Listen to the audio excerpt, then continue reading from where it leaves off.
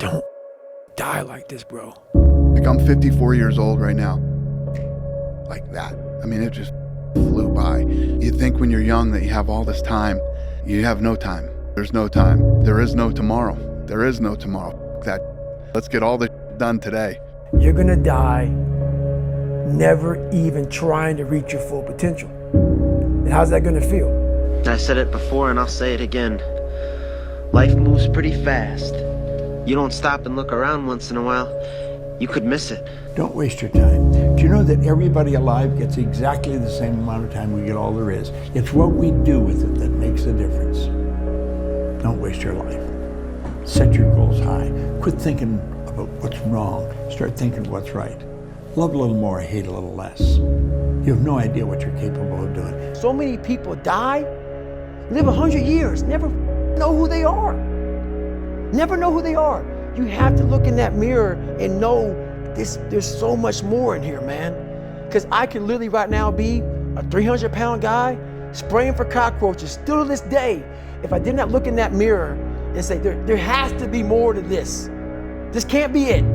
I wish someone had told me in my 20s, Mel, take the biggest risks of your entire life right now. Remember, you have time.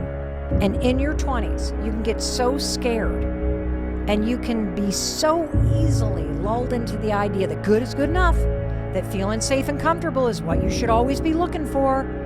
That way of thinking in your 20s in particular, dead wrong. Where is the wealthiest place in the world? Do you know? It's not China, it's not Dubai, it's the graveyard. Because in the graveyard, you will find inventions never invented, businesses never erected, songs never sung, books never written, ideas never nurtured, people never realized, because they were scared to take a risk. Scared like you. But you wanna know something else? You're not in the graveyard, yet. 75 years. That's how much time you get if you're lucky. 75 years, 75 winters, 75 springtimes, 75 summers, and 75 autumns.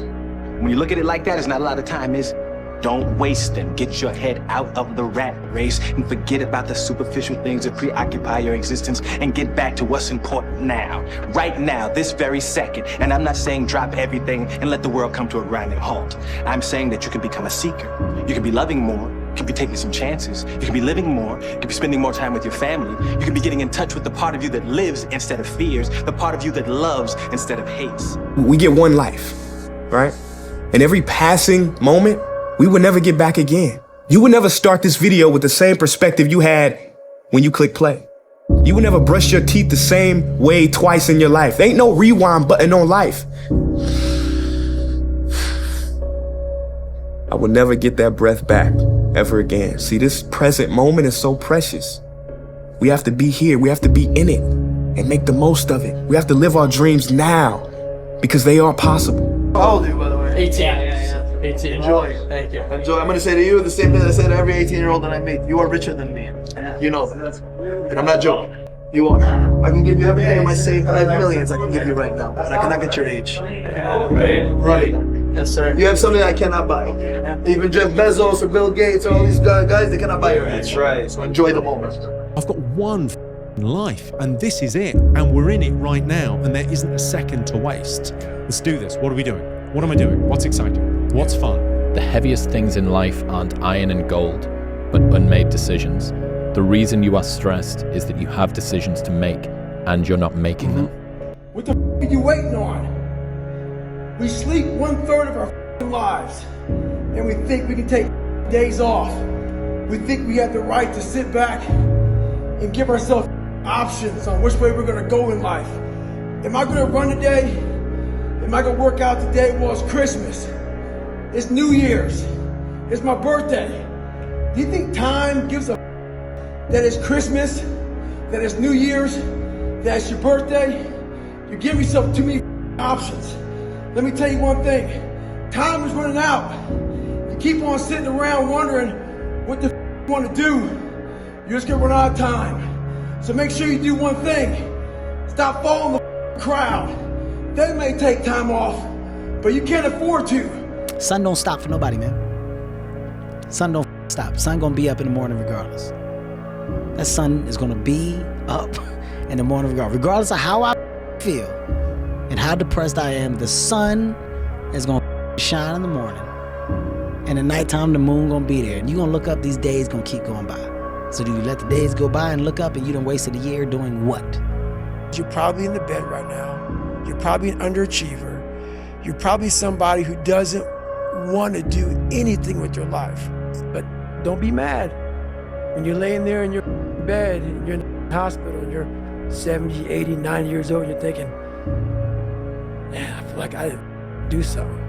Because you did. You didn't do it. You didn't do it. You may have lived a great life, man, but you're always gonna feel empty inside. The fear is never reaching your potential. That's it. That always falling short, always quitting before you're done, always procrastinating, always not doing the right thing. And then one day you're an old man. Yep. And you look back and go, God, I could have been great. Yep. It could have been great. Remember this, is that people are time wasters, and the great majority of people have no goals, they have no priorities, they have no plans, they have no concern about becoming successful, and they think that you're the same. They think because their time isn't worth anything, that your time isn't worth anything also. What I finally realized, if you give up on your dreams, what do you have left? Nothing. I can't live that way. I used to think that there was something wrong with me, when in reality, I just didn't understand what the nature of being exceptional meant. To be exceptional means that you are the exception. It means that you are not normal.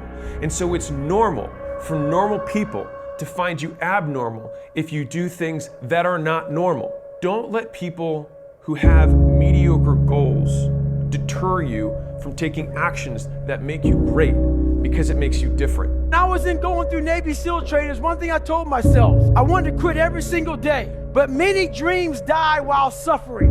And many of us out here have suffered. And when you're suffering, I'm not talking about just physically, I'm talking about emotionally, spiritually. It could be a relationship. When you're suffering, you give up on the very things that you wanted the most. When I was going through pararescue, I wanted to be a pararescueman so bad, but that water haunted me. So when the suffering got too much, my dream died. And pretty much I almost died with it. If I didn't find Navy SEALs and getting past that hump and overcoming my demons and facing my demons every day, I would have never been up here today. You can't outrun your demons. They'll always know where you're hiding. Trust me at that. It's the story, man. Yeah. You know, we're all writing a book. What's your book look like? What does your book look like? Like your life is a book. You got a bunch of chapters in your book, but when they close that book, how good was the book? How good was your book? What was the ending to your book? If the ending to my book can be so amazing because of all that was done, not the money, all that was accomplished, the first to do, the man that did this, he caused the merger between this. Because of his commitment and growth to this, the communities were then given this, made education this, changed the way the schooling was blah, blah, blah, gave books, gave computers, gave all of the things that can be associated with you and your existence become a part of the chapters in your book. So my drive is about my book. If life was nothing but green lights and we didn't have yellows and reds, things that make us pause, hardships, crises, times for introspection, then what the hell would it all be for? We need the yellows and the reds. That's how we evolve. That's how hopefully there's some ascension to our being. I would say to my 15-year-old self, go fail more. If anything, I would say to you, go fail more. Forget them. Those people on the sideline that are saying the thumbs down or calling you something or being snarky, they're on the sidelines for a reason. What am I training for? Yeah. I have no race in the docket. Why am I having this such a structured life? Why? And I'm like, you know what? I'm good. I'm done. I retire every day. Yeah. I'm done with it. And I sit around and I say, okay, so you want to be normal. So you just want to be like everybody else that roams the world, not knowing the power that's in them. Being fine with being mediocre. You want to go back to who you were, huh, David? I don't want to live 5 years from now constantly saying, I'm going to do this. Why am I saying something that me 5 years before said wanted to do, but now the 5 years me after still hasn't done it? I don't want to live like that. And I bet you guys don't want to live like that. So once you start prioritizing the things that you say that you're going to do, and it becomes a non-negotiable, I promise whatever goals and desires that you have, they're going to come to life. The world belongs to optimists because if you're going to do anything big, you have to believe that it can happen. Otherwise, it never will. Sean Puri says the cynics get to be right and the optimists get to be rich. 99% right and 100% wrong. They're right 99% of the time, but they're wrong 100%. Because the only thing that matters is the big one at the end. Your family and friends will say that every girl you ever dated is not good enough. Except for the one time you find a girl that you're actually going to marry. And it's painfully because the whole time everyone is telling you, I told you so, and they're right. Today.